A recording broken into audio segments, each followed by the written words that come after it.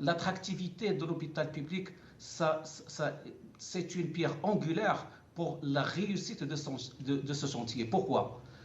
Très simplement parce qu'on a remarqué depuis maintenant les dernières années, depuis des décennies déjà, que l'hôpital public, que le service public en matière de santé, comme le disait Dr Ouelalo, c'est la qualité malheureusement qui a baissé. On a constaté une paupérisation de l'hôpital public et la preuve en chiffres, c'est que 90%, plus de 90% des ressources de l'AMO, financières de l'AMO, ils vont directement au secteur médical privé. Donc, l'hôpital public, le public, malheureusement, ne bénéficie pas de cette source de financement. Or, maintenant, on n'a pas 14 millions de Marocains qui sont couverts par l'assurance maladie obligatoire, on aura 36 000. C'est une manne financière.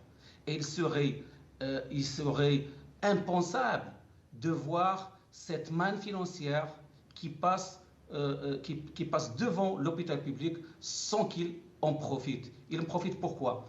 Parce que justement, c'est un mode de financement innovant pour le public. L'hôpital public doit être autosuffisant.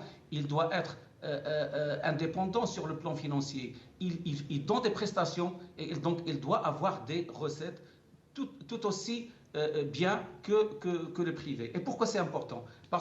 C'est important aussi parce que ça participe justement au financement de la santé, mais aussi ça participe à la réduction de charges. On sait qu'au Maroc, plus de 50% de charges de dépenses de santé directes, les charges directes, sont supportées par les familles. Or, le service dans le public, il est moins cher que dans le privé. Il faut faire la différence. Ça ne veut pas dire qu'une appendicite dans le public, ça coûte moins cher que dans le public que dans le privé. Ça ne veut pas dire qu'il coûte moins pour l'État. Il coûte plus pour l'État que dans le privé. Mais c'est une question de gouvernance aussi, Dr Hamdi. Exactement. Donc maintenant, je ne parle que de ce que ça coûte pour un citoyen. Donc, il y aura une compétitivité complémentaire entre le privé et le public. Et là, je reviens aux ressources humaines. Pourquoi nos médecins partent à l'étranger? Il y a une étude qui est publiée récemment. C'est entre autres les conditions de salariat et de conditions de travail, mais il y a le deuxième point avec plus de 95%, c'est les conditions de formation.